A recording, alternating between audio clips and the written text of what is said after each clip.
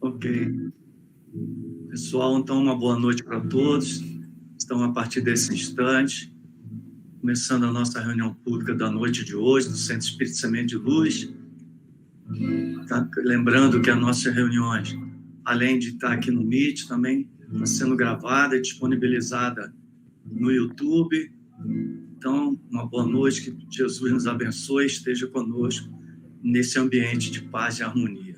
Vamos iniciar nossa musicalização, nossa ambientação musical, e eu vou cantar duas canções agora. A primeira da dupla Tim e Vanessa, Aos Pés do Monte.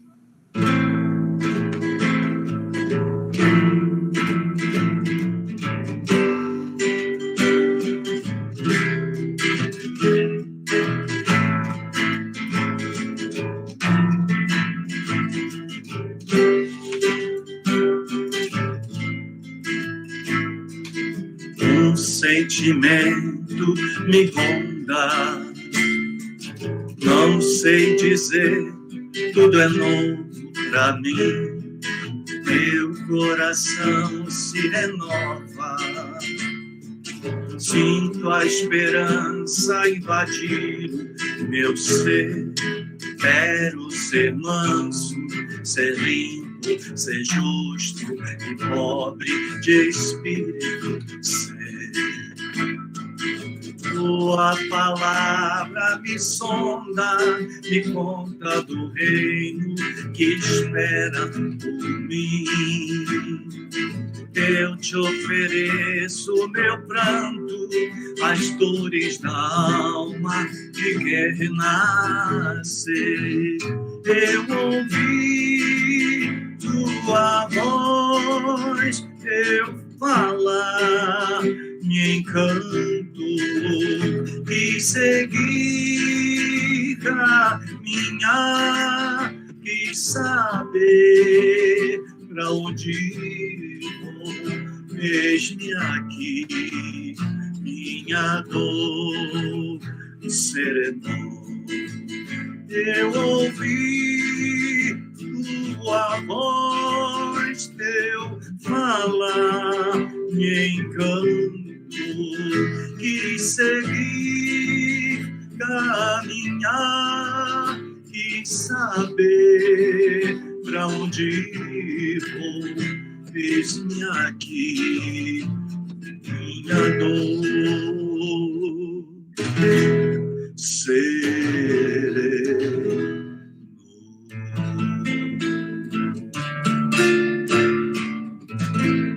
E a última, a pedido do nosso companheiro Ricardo Cardoso, Quanta Luz.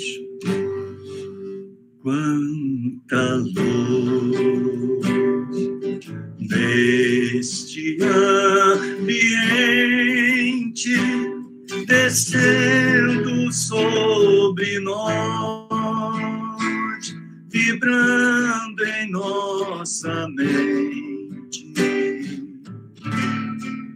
Quanta luz, quando assim em prece, como a alma cresce aos olhos de Jesus. Quanta luz, pois em oração a voz do Mestre fala ao nosso coração. Quanta luz descendo sobre nós. Quanta luz, quanta luz.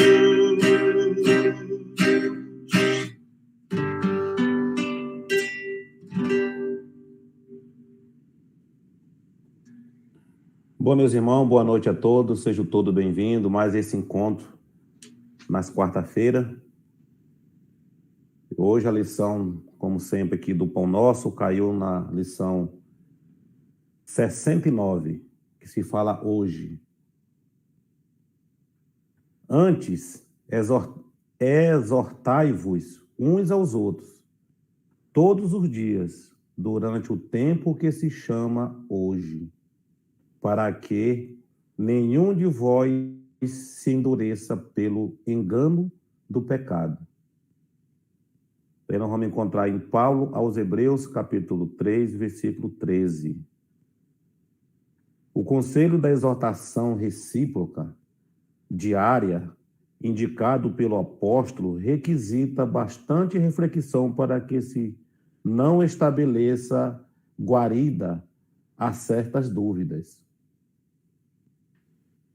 Salientemos que Paulo imprime singular importância ao tempo que se chama hoje, destacando a necessidade de valorização dos recursos em movimentos pelas nossas possibilidades no dia que passa.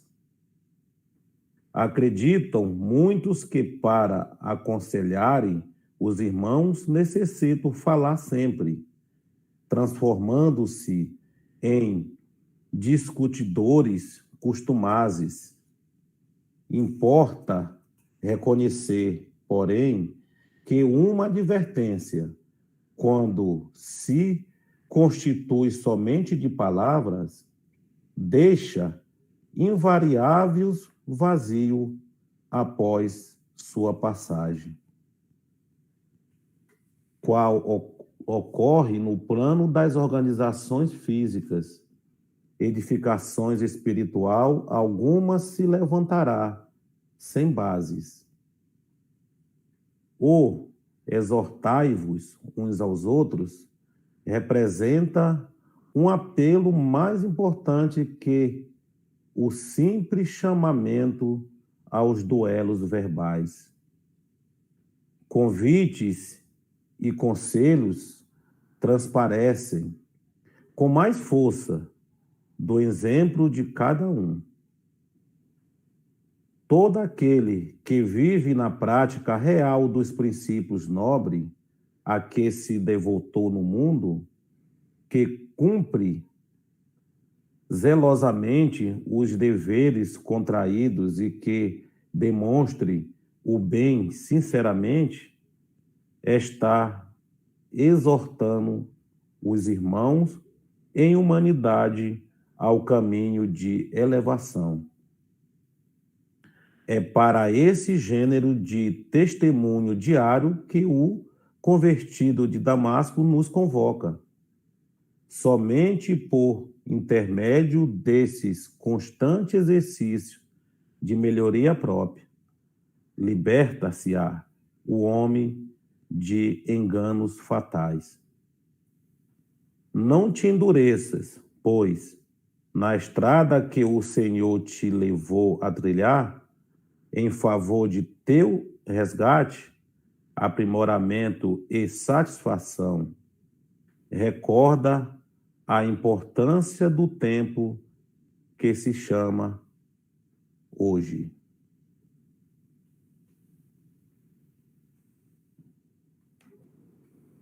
Aí nossa amiga Silvana, irmã, vai fazer a prece inicial. Você está muda, Silvana.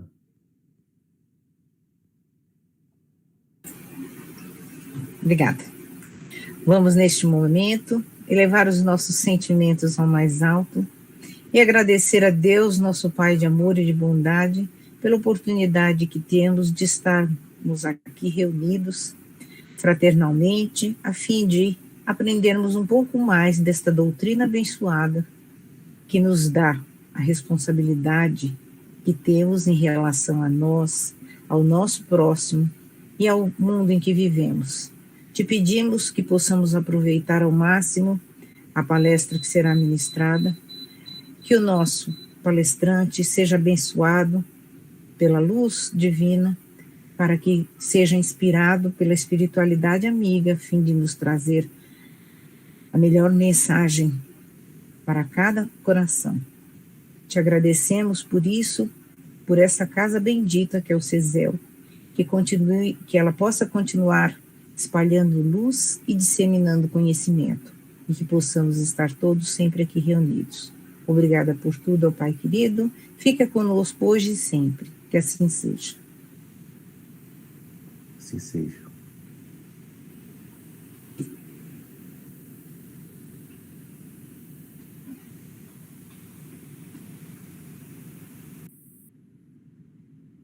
Os recados é você que vai dar hoje, dona Jussara?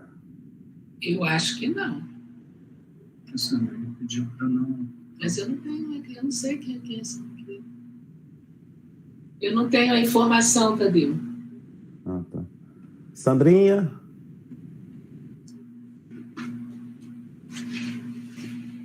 Acho que ela caiu.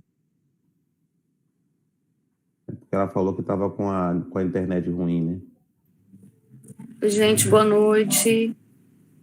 Boa noite, Sandrinha. Não sei se vocês estão me ouvindo direito, mas a internet está um pouquinho instável. Bom, para a semana que vem, nós continuaremos estudando o Evangelho segundo o Espiritismo, que interrompemos um pouco o ano passado para, no mês de dezembro, fazermos referência ao Natal, ao nascimento do Cristo. Hoje estamos iniciando as palestras do ano de 2022 com o professor Ricardo, com o tema Fidelidade a Deus. Mas na semana que vem retomaremos o estudo do Evangelho com o tema O que devemos entender sobre a desgraça real e a melancolia, do capítulo 5, itens 24 e 25.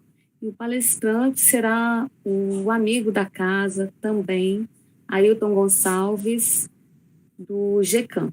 Grupo Espírita Casa do Caminho. Por hoje é só esse o recado. Tá bom, Sandrinha, muito obrigado.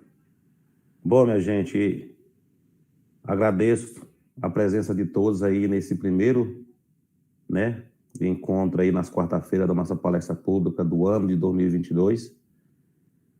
Que nosso mestre, libertador, Jesus, possa nos abençoar sempre e nos intuindo aí para a gente continuar sempre junto aí nesse ano que está se iniciando. E hoje o nosso convidado especial aí, obrigado ao Ricardo Gauch, que faz parte também da nossa casa, nos ajuda sempre aí nos trabalhos. Obrigado, Ricardo, por ter aceitado aí o nosso convite, mais uma vez, né? Por nos agraciar aí pelo seu estudo. Então, como lembrando, né, que temos aí até 10:09, mas também eu sempre repito, né, que se passar não tem problema, tá bom?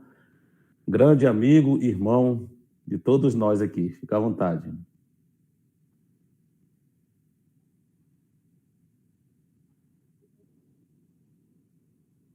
Não estamos te escutando.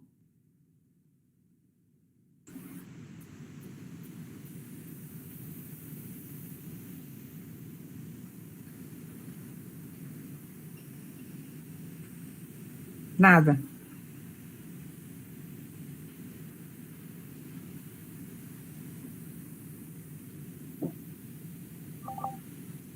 Está me ouvindo? Agora sim. Eu já saí do computador que estava oscilando. Vamos ver aqui pelo celular se melhora. Está chegando aí? Sim? Tá, porque está travando. Ótimo, muito obrigado. Então, que a paz do Mestre Jesus esteja entre nós, enquanto aqui estivermos, agradecendo pela oportunidade de trabalho na Seara do Cristo, que o CESEL nos oferece, com a generosidade de sempre, e nos dedicando nesta noite a relembrar os ensinamentos de um livro que é muito importante para todos nós, do movimento espírita, pelos ensinamentos que traz, a profundidade que traz sobre o trabalho do Cristo, a partir das primeiras horas em que ele esteve conosco para nos trazer a Boa Nova. Justamente o título do livro, Boa Nova, de Humberto de Campos, o escritor maranhense, que tem relevância na literatura brasileira e que adotou o pseudônimo Irmão X, em referência ao pseudônimo que ele utilizava quando encarnado, né, Comandante 20, e diante do processo que a Federação Espírita Brasileira sofreu, né, de direitos autorais, que acabou trazendo para a família nada em relação ao que pedia na justiça, mas trouxe tudo, porque acabaram se convertendo aos ensinamentos espíritas e fraternalmente, não é? Se associando a Chico Xavier no trabalho de divulgação da doutrina e do seu estudo. No livro Boa Nova, Humberto de Campos traz um capítulo intitulado Fidelidade a Deus, que dá nome à nossa conversa de hoje, e é um capítulo muito importante para nós refletirmos sobre o nosso papel como cristãos na humanidade, especialmente nos dias de hoje, né?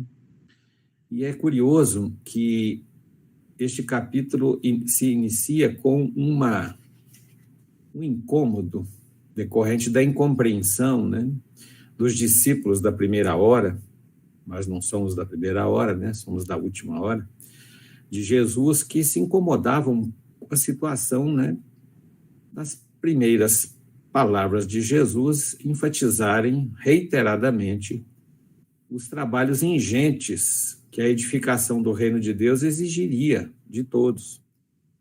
Afinal, se esperava o Messias que viria trazer o triunfo, a glória, a libertação, né?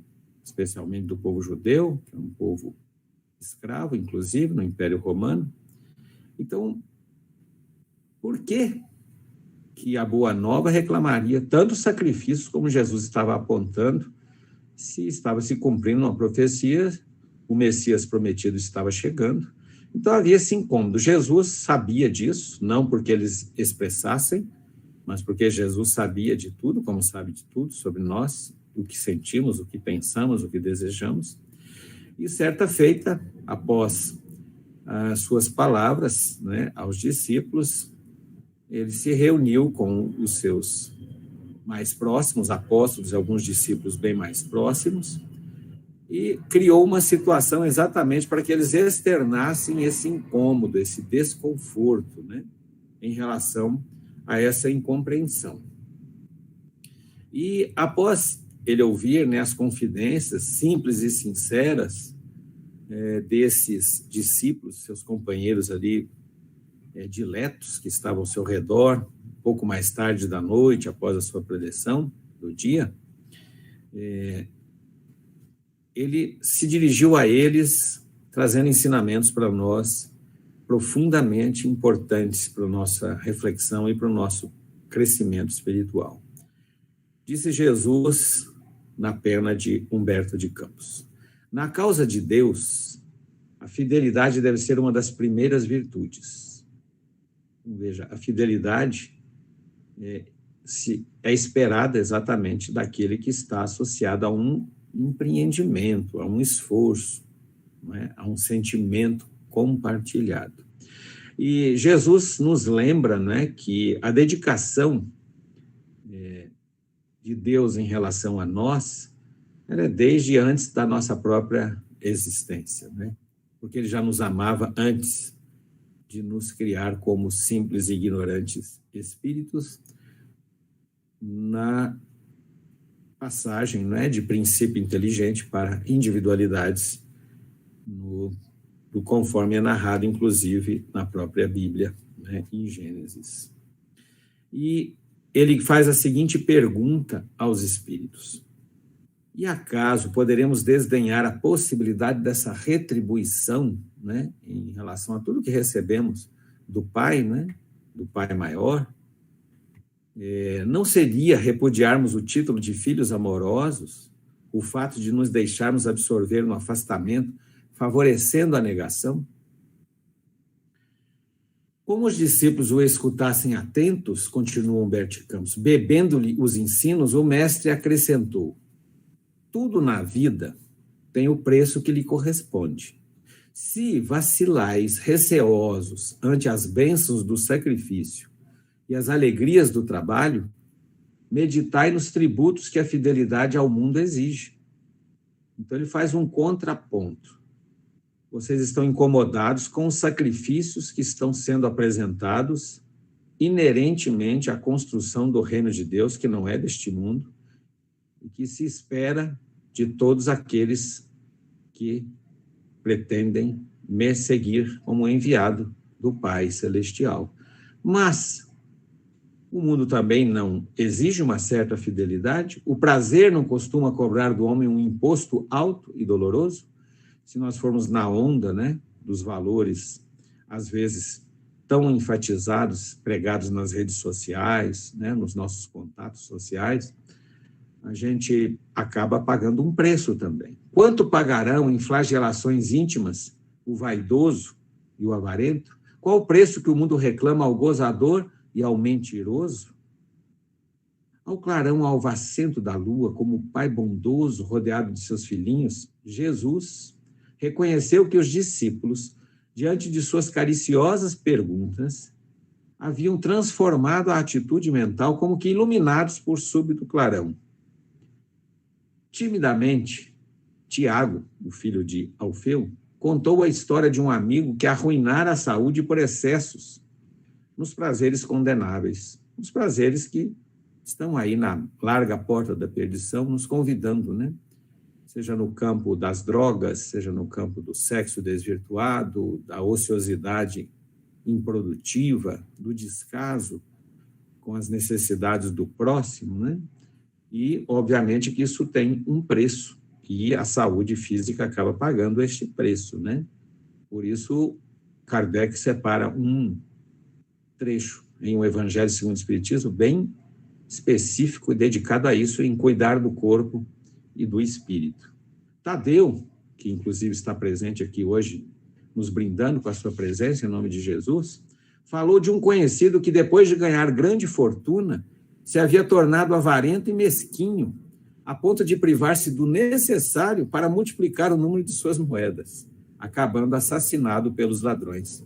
E tudo aquilo que ele estava juntando ficou aqui, porque nós não somos donos de absolutamente nada que temos à nossa volta, né? Nós imaginamos que temos isso, que temos aquilo, mas de fato nada temos, somos apenas usufrutuários das bênçãos que Deus nos concede, as materiais em especial, para que nós nos desenvolvamos e trabalhemos em prol do próximo. Mas como a gente, às vezes, transforma isso por conta da necessidade da ostentação do ter, na negação do ser, não é? Nós acabamos pagando um preço por isso e voltamos para o mundo espiritual, deixando tudo aqui.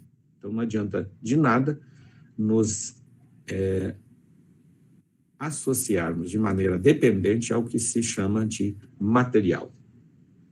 Pedro recordou o caso de um pescador de sua intimidade que sucumbira tragicamente por efeito de sua desmedida ambição. E a ambição envolve poder, dinheiro, status, né? Projeção social. Isso acaba custando um preço muito alto.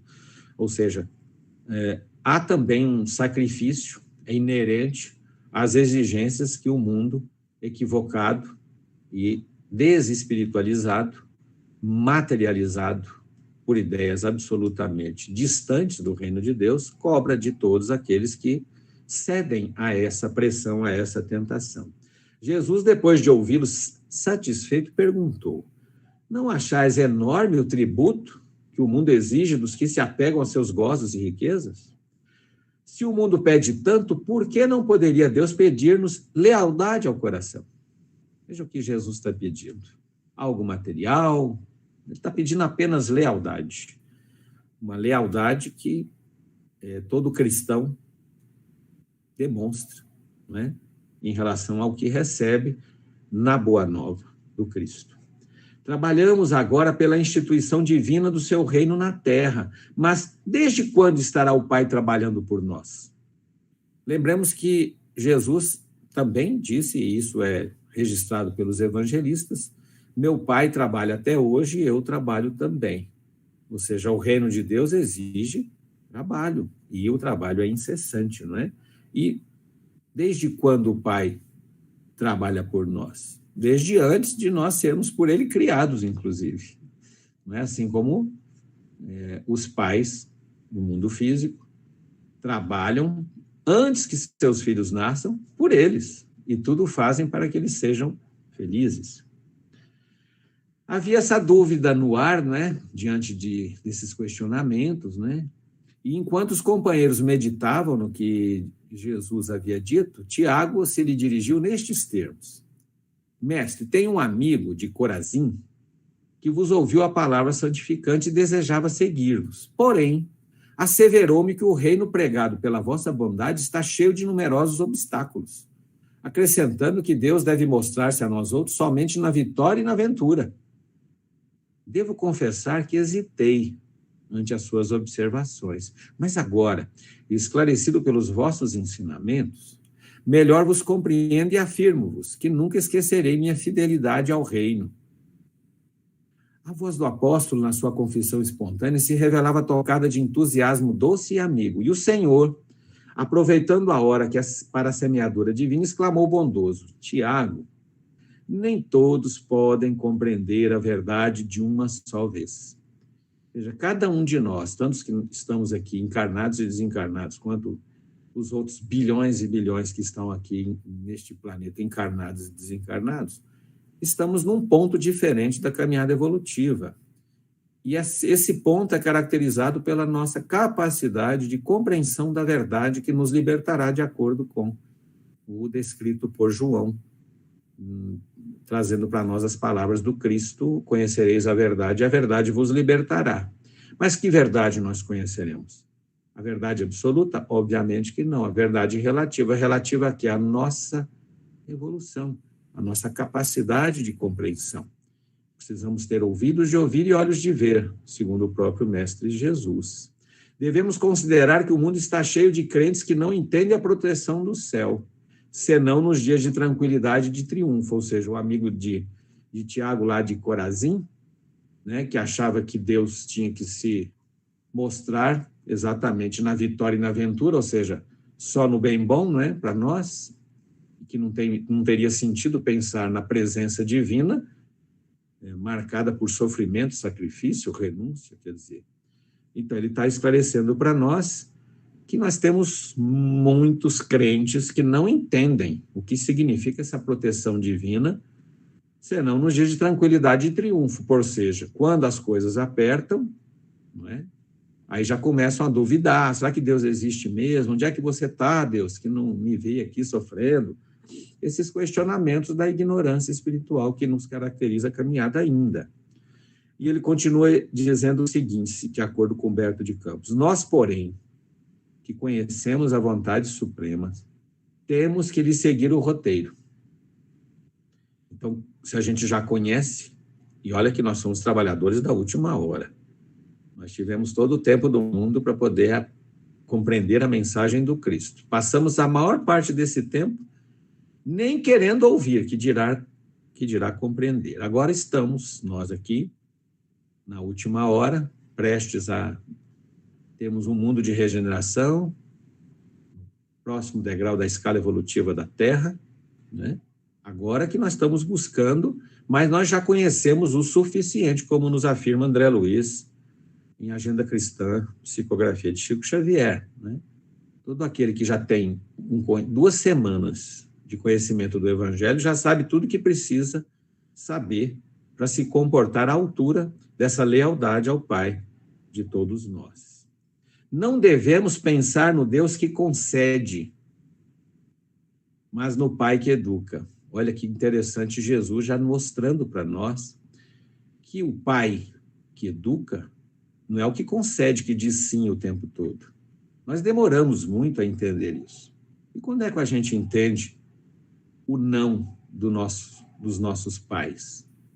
Quando nós somos filhos? Não. Quando a gente é filho, a gente não aceita, fica revoltado, acha um absurdo: por que eu tenho que me sacrificar nesse nível? Os outros vão, eu não posso ir por quê?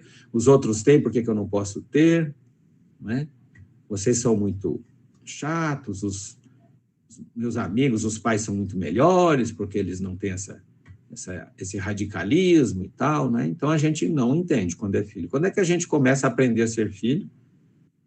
Quando a gente se torna pai, mãe, né? Aí a gente passa a entender o que os nossos pais queriam, pretendiam, ao nos exigir certos sacrifícios que para nós pareciam os piores do mundo, mas que, na verdade, eram sacrifícios absolutamente leves e até desprezíveis comparados com os sacrifícios que eles tiveram para nos oferecer a vida física, com tudo que ela nos ofereceu, né?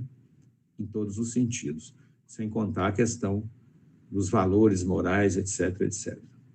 Mas aí, quando a gente já é pai, né, às vezes a gente não tem mais como, junto com os nossos pais, deixar claro para eles que aí sim nós compreendemos o que significa ser educado e não apenas receber concessões contínuas e ilimitadas dos nossos pais, né?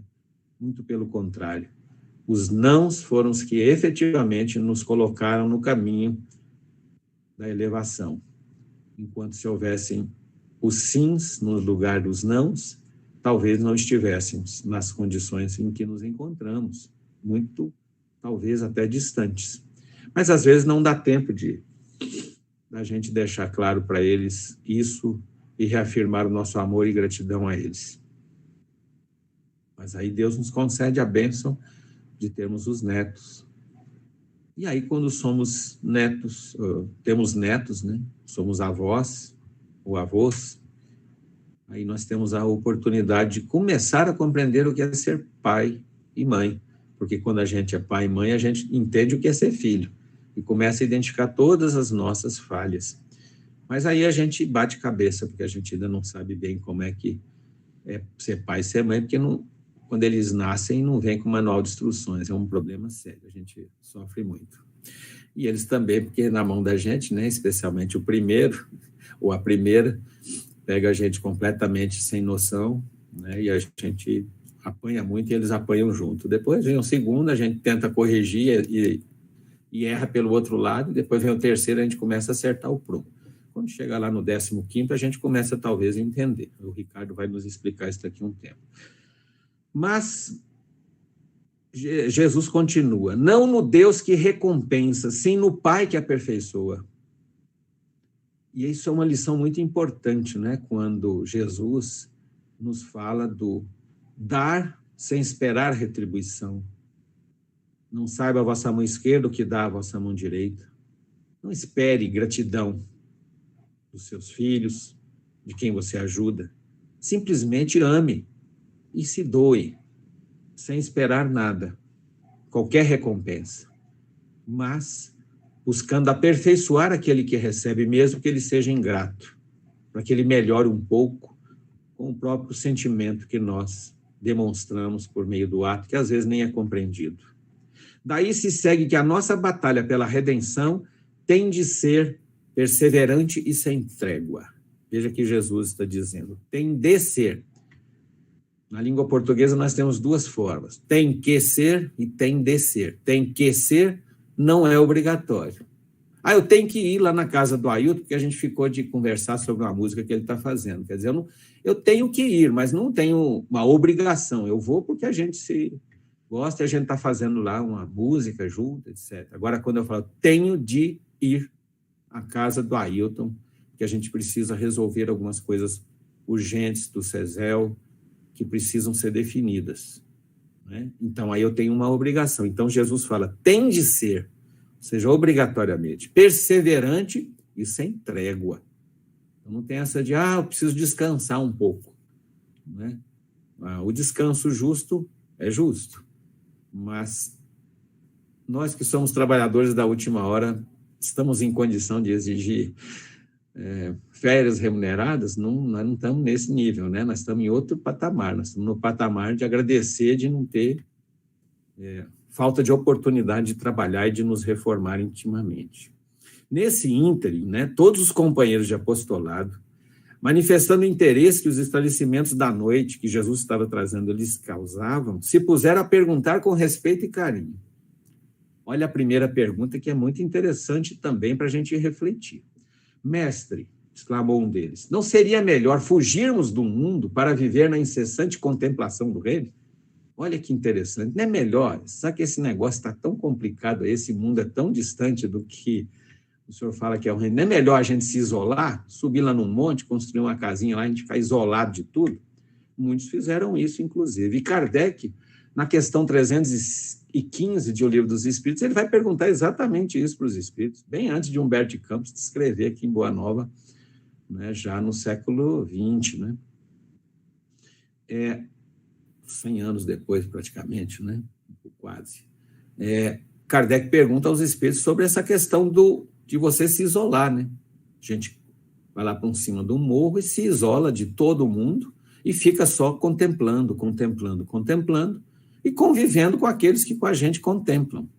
Ou seja, sem o contraditório, todo mundo seguindo as mesmas regras, sem problema algum. Aí os espíritos respondem para Kardec e para todos nós que isso significa duplo egoísmo. Primeiro, porque eu estou deixando de compartilhar as bênçãos que eu recebi com os esclarecimentos da Boa Nova.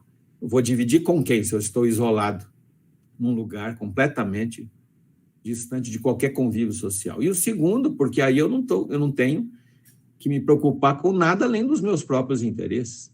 Não passa na minha mente, nas minhas preocupações, a dor do outro, o que eu posso estar fazendo pelo outro. Eu vou estar concentrado apenas nas minhas tarefas, né? Sejam elas quais forem.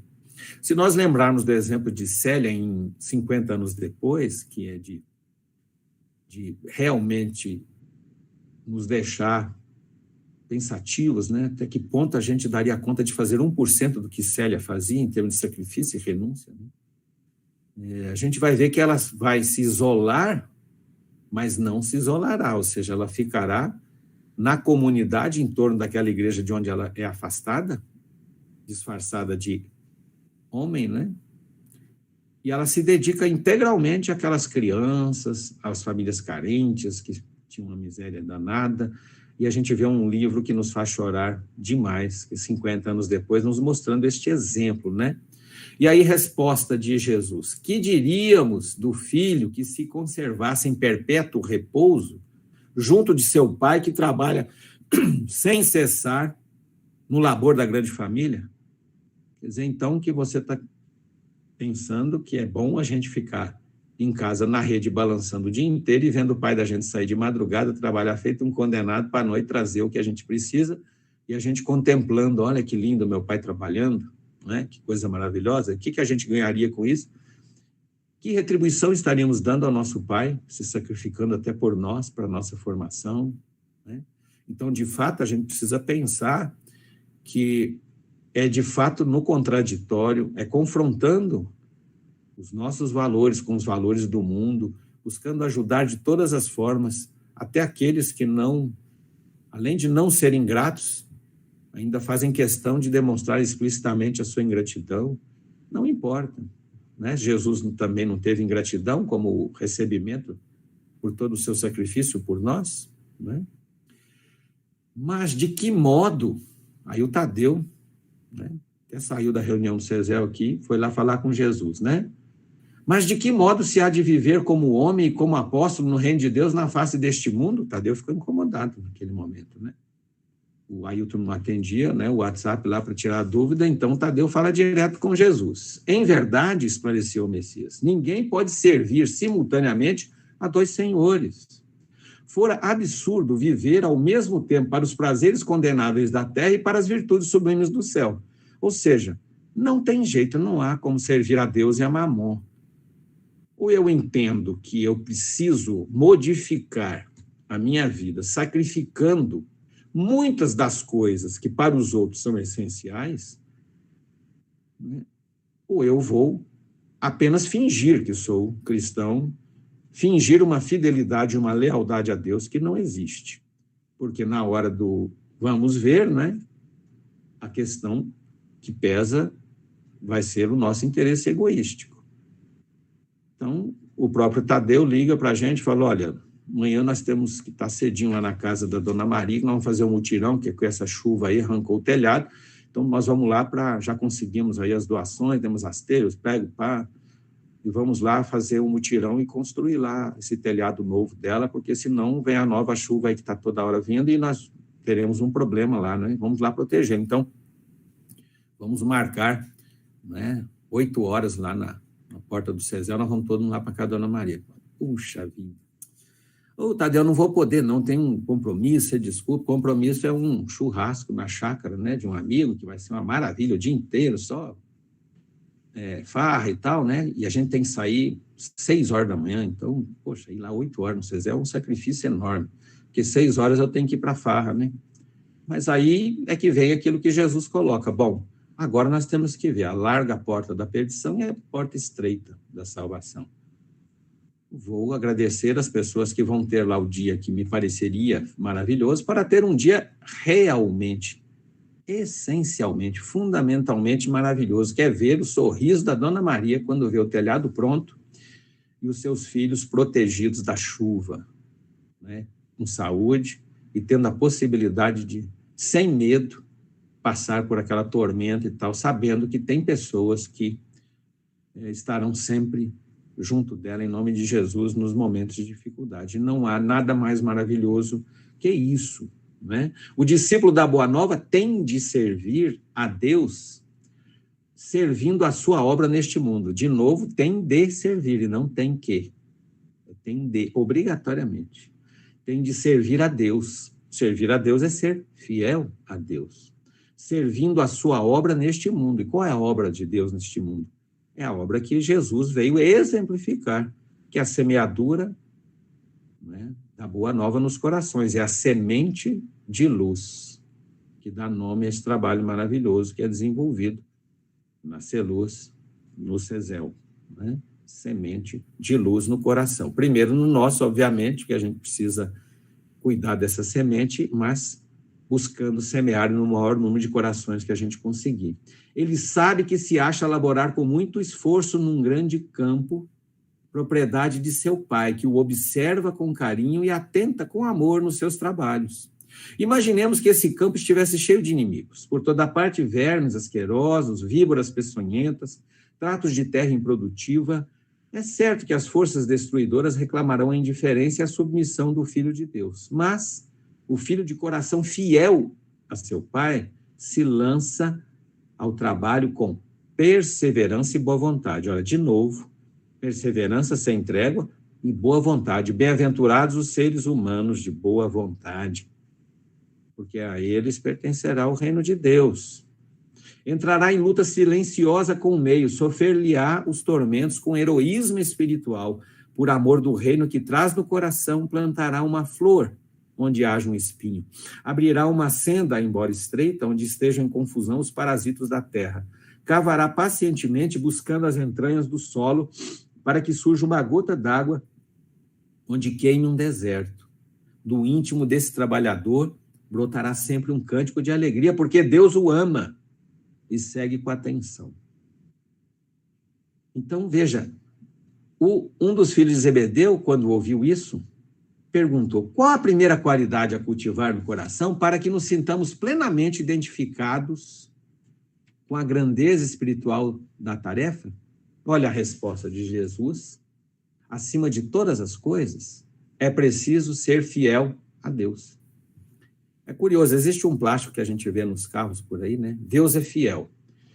Esse plástico traz uma seguinte mensagem: Deus é fiel. Como eu sigo a Deus, ele é fiel a mim, então a mim nada faltará. Você que não segue Deus, lamento. Você está lascado, porque Deus não vai ser fiel a você, que nem dá bola para ele. Não é nada disso que Jesus está falando. Então o plástico da gente tinha que ser assim: sou filho de Deus e tento, de todas as formas, demonstrar a minha fidelidade ao Pai. Lembrando que Pai, na língua, né, utilizada por Jesus, quando inclusive ensinou o Pai Nosso, não é exatamente o Pai como a gente pensa, né, hoje. A palavra, ela significava as duas coisas, pai e mãe. Então, Deus não é exatamente, né, um ser masculino que exerce a função de pai, né? Na verdade, a palavra pai, com Jesus, usada no aramaico, trazia a mensagem, o significado duplo, pai e mãe. Seria pai ou mãe, né? Seria melhor a palavra para tentar juntar as duas coisas. Então, o que a gente precisa, na verdade, é ter como preocupação constante o seguinte: eu estou sendo leal ao meu pai? Eu estou sendo fiel a ele? Retribuindo tudo o que ele fez por mim antes de eu nascer? É mais ou menos o que a gente deve pensar dos pais, no honrar a vosso pai e a vossa mãe. Só que quando a gente é filho e vem a idade, a soberba, né, a arrogância, etc., o egoísmo, o orgulho, a vaidade, a gente não faz exatamente o dever de casa. Né? A gente começa a pensar nisso quando a gente vira pai, que a gente fala, puxa, agora que eu entendi por que minha mãe falava não, por que meu pai falava não, por que deu aquela chinelada, por que eu fiquei de castigo, etc., etc. Eles queriam apenas o melhor para mim, era por amor. Eles é que se sacrificavam, porque o castigo que eles impunham a mim, ou o não que eles davam para mim, às vezes doía mais nele do que em mim, só que eu não sabia disso, eu achava que eles faziam por sadismo, né? Só para me ver sofrer, porque eles não me amavam, né? Porque eles não queriam que eu fosse feliz que nem o meu coleguinha, que os pais deixam tudo e compram tudo, etc. Né? Então, veja, todo mundo ficou ali enlevado, satisfeito ouvindo aquilo, mas aí o André, que eu não sei se está aqui hoje, né? Nós conhecemos o André e da casa, né?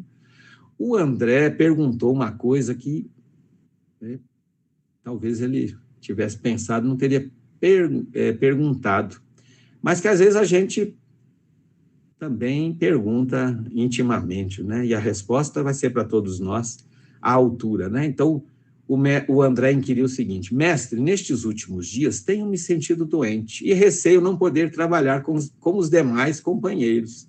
Como poderei ser fiel a Deus estando enfermo? Que é aquela velha coisa que a gente tem, não estou muito bem, gente, vocês desculpem, mas eu não vou lá no mutirão que o Tadeu está coordenando, lá na casa da Dona Maria, porque eu não estou muito bem, sabe como é que é? O único dia que eu tenho para dormir um pouco mais, eu tenho que dar uma descansada, porque a semana foi pesada. Olha como Jesus responde, ouve. Né? Já começou assim, ouve. Então, presta atenção, meu filho. Está falando para nós todos. Nos dias de calma, é fácil provar-se fidelidade e confiança. Não se prova, porém, dedicação verdadeiramente, senão nas horas tormentosas, em que tudo parece contrariar e perecer. O enfermo tem consigo diversas possibilidades de trabalhar para nosso Pai, com mais altas probabilidades de êxito no serviço. Tateando ou rastejando, busquemos servir ao Pai que está nos céus, porque nas suas mãos divinas vive o universo inteiro. Então, busquemos servir ao Pai que está nos céus, porque nas suas mãos divinas vive o universo inteiro. Olha que Jesus fala, hein, para todos nós, tateando ou rastejando. Então, você está enfermo, mas vem cá, como é que é essa enfermidade? Né? Até onde vai a sua dificuldade exatamente? Aí, ele, para terminar, né, ele arremata para a gente ficar realmente pensativo. André, se algum dia teus olhos se fecharem para a luz da terra, serve a Deus com a tua palavra e com os ouvidos. Se ficares mudo, toma assim mesmo a charrua, valendo-te das tuas mãos. Parou nisso? Não. Ainda que ficasses privado dos olhos e da palavra, das mãos e dos pés, poderia servir a Deus com a paciência e a coragem, porque a virtude é o verbo dessa fidelidade que nos conduzirá ao amor dos amores. Olha só que Jesus fala para nós, que às vezes reclamamos, porque a gente está com uma dorzinha aqui, não vou, Antônio, não vai dar para eu participar da campanha, não, porque eu estou com uma dorzinha na perna, sabe como é que é? Né? Eu acho melhor ficar quieto aqui na rede. Quer dizer, quando a gente pensa nos cristãos que iam para ser queimados vivos, ser jogados às feras e ser crucificados, né? Então, a gente precisa refletir sobre isso aqui, que Humberto de Campos, graças à abençoada mediunidade de Chico Xavier, trouxe para nós. Né? E olha que essa última frase, esse último trecho da frase, a virtude é o verbo dessa fidelidade que nos conduzirá ao amor dos amores, ou seja, é aquilo que Santo Agostinho, na questão 919A de O Livro dos Espíritos, nos explica para a gente fazer, ou seja, como construir as virtudes em nosso coração, eliminando os defeitos. Só tem a virtude quando eu elimino o defeito, né? Correspondente. Então, o Santo Agostinho fala, olha, todo o esforço que nós estamos fazendo a serviço de Jesus para trazer a terceira revelação, a revelação espírita, é unicamente visando a reforma interior de cada um. E essa reforma interior significa eliminar defeitos e construir virtudes que, conforme aqui Jesus fala, virtudes, né, que configuram o verbo dessa fidelidade que nos conduzirá ao amor dos amores. Ou seja, nós não temos outro caminho senão a construção da virtude. E como é que eu construo essa virtude? Com perseverança, sem trégua trabalhando, portanto, e com muita boa vontade, independente do sacrifício, se eu estou tateando, se eu estou rastejando, se eu estou cego, estou surdo, mudo, estou fazendo alguma coisa, poxa, eu estou adoentado, não posso sair, realmente eu não tenho como sair da cama, mas eu vou ligar para algumas pessoas que eu conheço, vou pedir ajuda, tem um cara lá da loja de material de construção, Tadeu, eu vou falar com ele, pode deixar que eu garanto para você tantas telhas que eu sei que vai faltar, não sei o quê. Eu posso fazer muita coisa sem necessariamente diretamente fazer, se eu me disponho a ajudar de boa vontade dentro do meu limite, já que eu não tenho como estar ali, porque eu realmente, recomendação médica, eu não posso levantar uma telha, senão vocês vão ter uma desencarnação para cuidar depois, né? E tudo que vem junto. Então, é o que Jesus fala, né? Na verdade, nós não precisamos arrumar subterfúgios, desculpas, porque a gente pode, em qualquer circunstância, fazer alguma coisa. Nem que seja a oração. Olha, Tadeu, não vou poder ir, mas eu estarei orando aqui. Não tenho um centavo, não conheço ninguém, não posso ir, que eu estou aqui de cama, estou com a dengue, estou misturando aqui com essa influenza, com Covid, com ômicron, com tudo. Não tem jeito, mas eu vou estar aqui orando fervorosamente. E essa oração significa energia chegando lá nos trabalhadores que estarão lá. E essa energia ela tem um papel fundamental, né? E todo mundo ali estava impressionado com isso. O André já chorava de emoção, enquanto os outros observavam a figura do Cristo iluminada pelos clarões da lua, deixando entrever um amoroso sorriso. Olha que coisa emocionante, né? Se a gente pudesse estar lá nesse momento. Então, todos, impulsionados por soberana força interior, disseram quase a um só tempo: Senhor, seremos fiéis. Bom, existe uma coisa que a gente fala, né, emocionado, e que não necessariamente se realizará.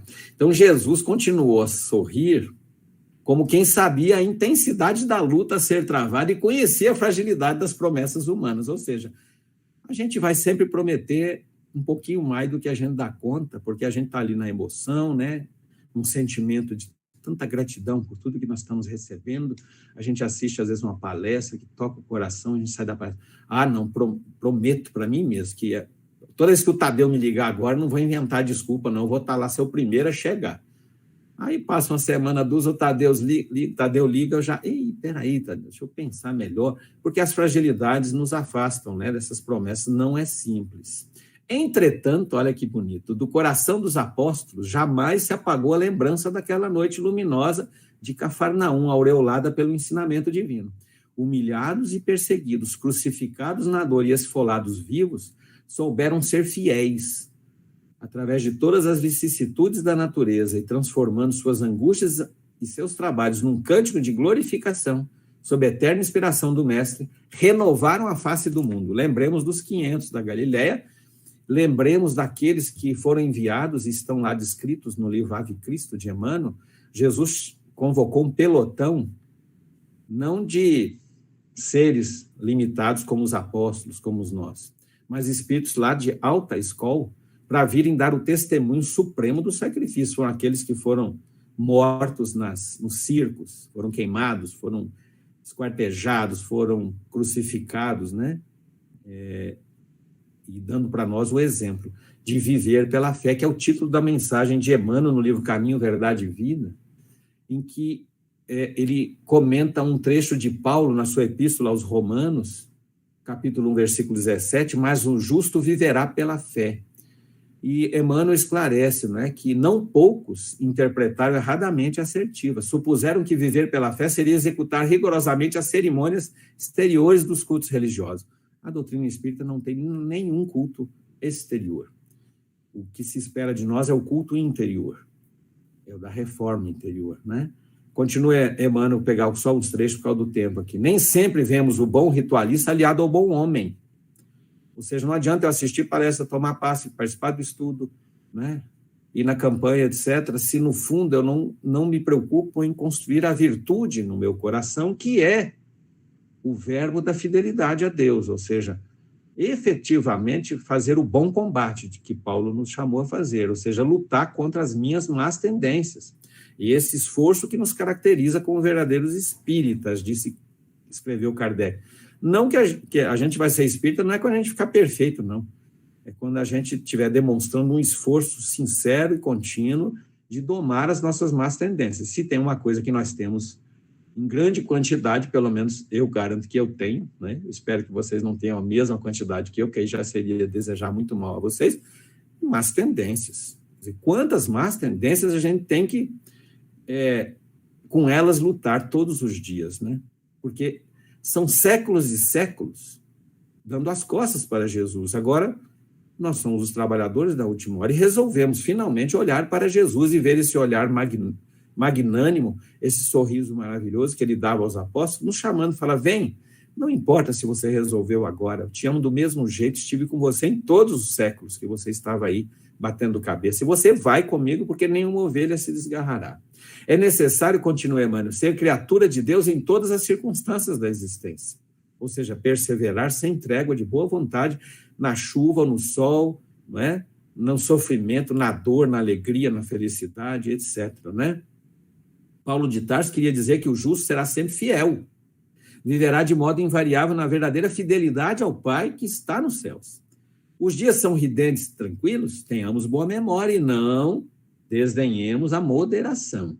São escuros e tristes, confiemos em Deus, sem cuja permissão a tempestade não desabaria. Veio o abandono do mundo, o Pai jamais nos abandona. Chegaram as enfermidades, os desenganos, a ingratidão e a morte, eles são todos bons amigos, por trazerem até nós a oportunidade de sermos justos, de vivermos pela fé, segundo as disposições sagradas do cristianismo.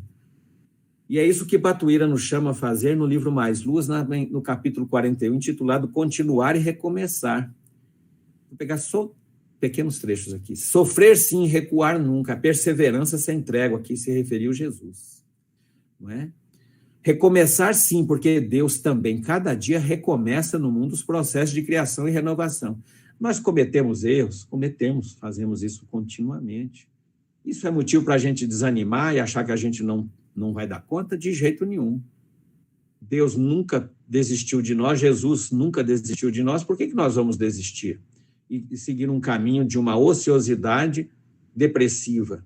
Vamos lutar contra a depressão no trabalho, vamos lutar contra a tristeza fazendo outros felizes, sem se preocupar, né, se a gente está sendo feliz ou não. Mas se a gente garantir a felicidade de alguém que não tem 1/100 do que nós temos, porque a gente foi lá e garantiu isso, e com a nossa boa vontade, já valeu na construção da virtude, já valeu muito, não é? Então, cada manhã se envolve a terra de nova luz, escreve Batuíra, e cada dia experiências humanas são transfiguradas para melhor em todas as direções. Temos que sempre repetir um mantra, né? Estamos melhores do que ontem, piores do que amanhã.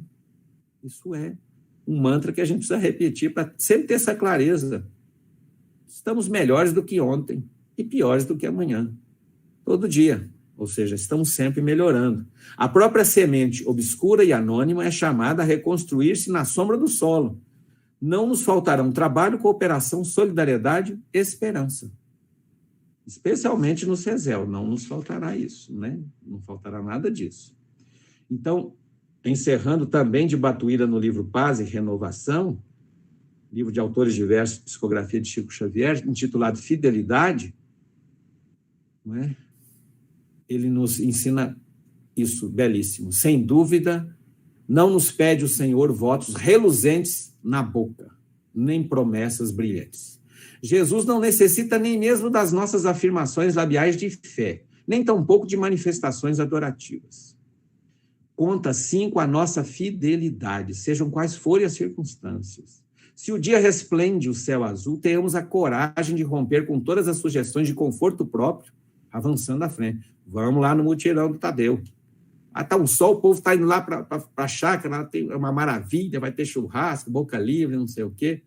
Não, mas o chamado do Tadeu é que é o chamado da fidelidade. É a porta estreita e vai ser maravilhoso, 10.000 vezes maravilhoso, mais maravilhoso do que ir lá para o churrasco.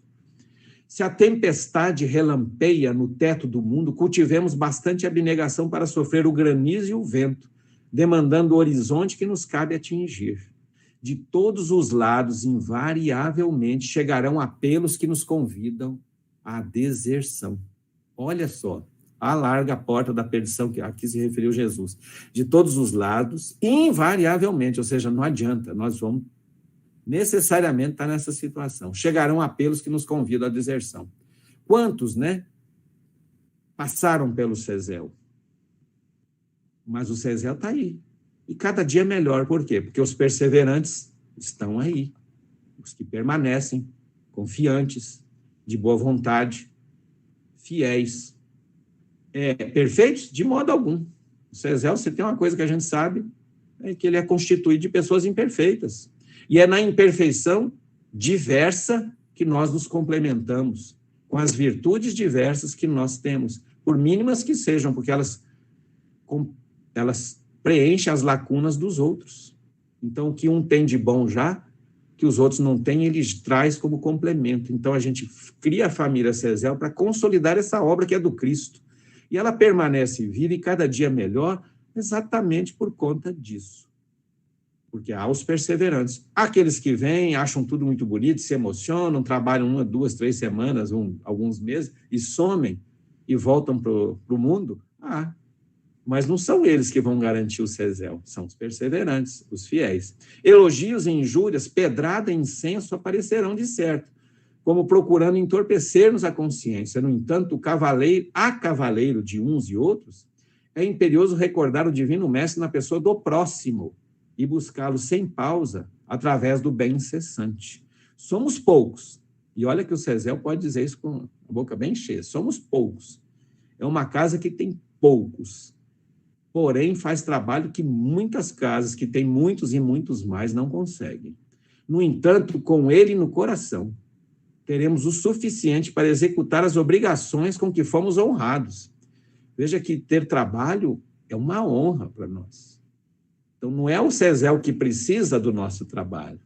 Nós é que somos honrados pelo trabalho que o Senhor nos oferta por meio do Cézel. Né? Eu vou sair, não sei o quê, porque eu não concordo com isso, eu vou sair. Tchau, eu não concordo com vocês estão tudo errado, eu vou sair. Isso é besteira, isso aí. Quem está perdendo? É o Cézel? Não, o Cézel está até ganhando, porque eu vou deixar de incomodar o Ailton, o Tadeu, todo mundo aí, né? Saibamos conservar a fidelidade como quem alça ininterruptamente a luz nas trevas, pois que em muitos lances da vida, olha que coisa maravilhosa de Patuíra, gente, em muitos lances da vida, precisamos muito mais de lealdade no espírito do que de pão para o corpo. Às vezes, materialmente, a gente está sem nada, mas está com o coração tão feliz, tão leve por saber que a gente não deixou de perseverar, não desertou, não deixou de ter boa vontade e das pessoas contarem com a gente e poderem contar com a gente, né?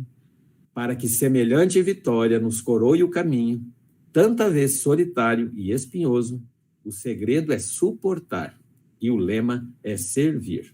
Batuíra, Chico Xavier.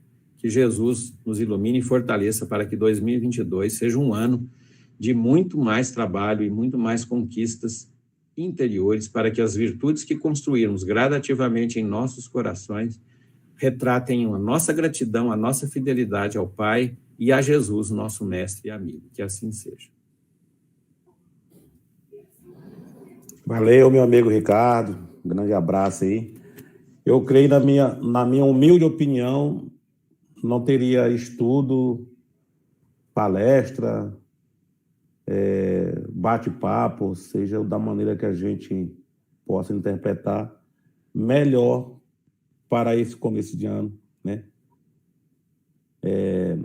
Revigorando aí as nossas esperanças e energias, renovando as nossas forças para que continuamos, né, nesse trabalho, que sempre nos convida a sair da nossa zona de conforto, né?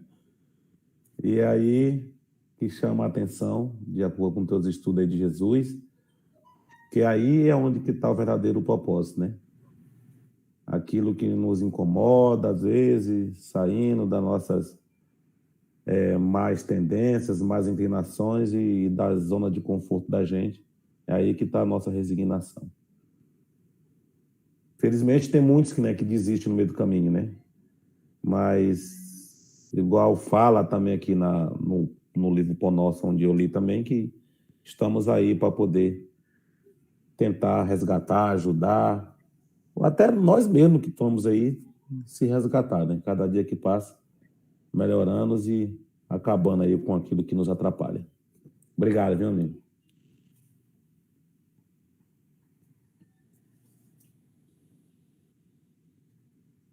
Prontinho, senhor Ailton? Mais alguma observação, gente? Alguém quer fazer uma pergunta, comentários? Então, eu vou encerrar aqui com uma canção, e com base em todo esse conteúdo maravilhoso que o nosso irmão Ricardo Carlos trouxe.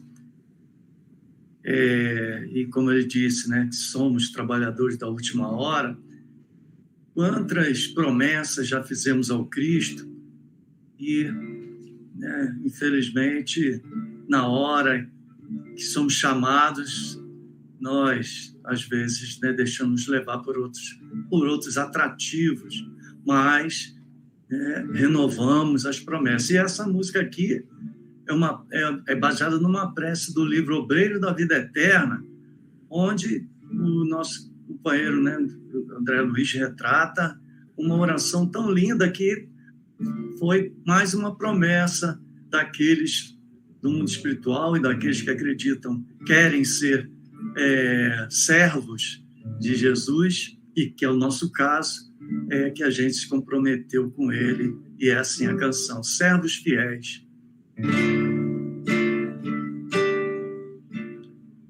Oh, Senhor,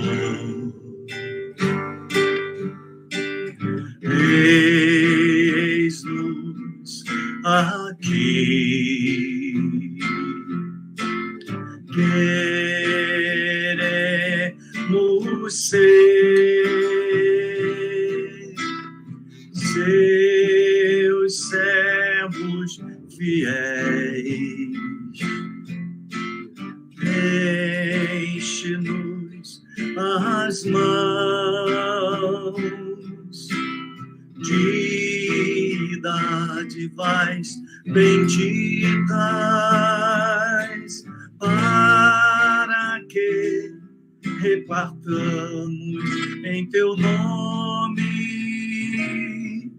a lei do bem, a luz da perfeição, o alimento do amor,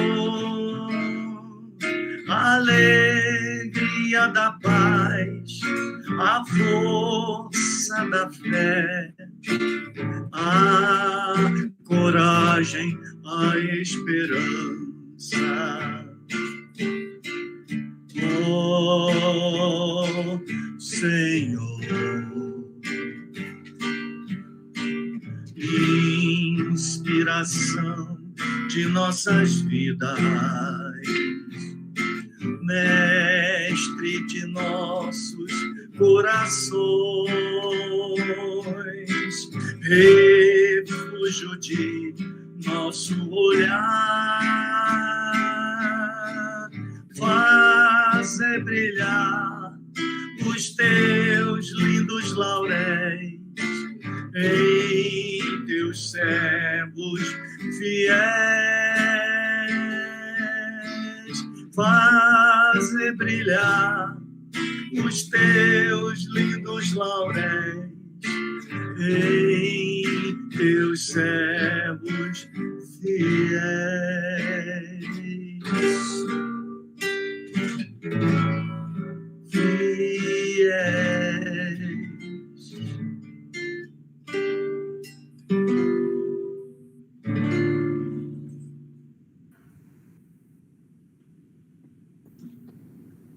Bom, meus irmãos, mais uma vez estamos aí caminhando aí para a reta final desse nosso encontro de hoje, né? Sim, peço que todos propor a fazer a prece final. Fechamos nossos olhos. Voltamos um pouco o pensamento para o estudo de hoje, naquilo que no mais nos chamou a atenção, que mais mexeu com a gente, naquilo que a gente que mexeu com a nossa consciência. E que assim a gente peça, primeiramente, agradecer a Deus, nosso Pai, ao nosso Mestre Jesus, irmãos, companheiros. Agradecer por essa oportunidade, por estarmos aqui juntos nessa primeira quarta-feira do ano. Que tenhamos a certeza que continuamos juntos nesse trabalho. Que nos permita, mestre amado, relembrar um pouco daquilo que a gente prometeu, de sermos mais humanos, de sermos companheiros, de sermos irmãos verdadeiros, de sermos bons pais, bom marido, boas esposas, de caminharmos juntos de mão dada, nesse amor supremo, que cada vez a gente possa chegar mais perto de Ti, com o coração aberto, puro. Mas também sabemos que temos os nossos tropeços, que temos algo que nos atrapalha nessa caminhada. Mas te peço, em nome de todos aqui, que o pensamento de desistência, para não fazer parte do nosso dia a dia, do nosso vocabulário. Que saibamos cair, mas também saibamos levantar com tudo, com toda a força, com a fé renovada para continuar. Agradecemos pelo ano que se passou e também agradecemos pelo ano que está chegando e que a gente possa ter cada vez mais força para continuar nesse trabalho, nessa luz divina que o Senhor nos propõe a seguir. Obrigado, Cézel. Essa casa de amor e bênção que nos dá a oportunidade, não só de trabalhar, mas também de escutar, de estudar, para que a gente possa ter uma luz melhor, uma luz mais clara, umas energias salutares, que nesses estudos de hoje a gente possa ter aprendido muito mais e que a gente saia daqui com a certeza que vamos colocar em prática, com a ajuda do nosso Mestre Jesus, a gente vai conseguir. Obrigado por mais esse momento e que assim seja. Que assim seja, esqueceu da água.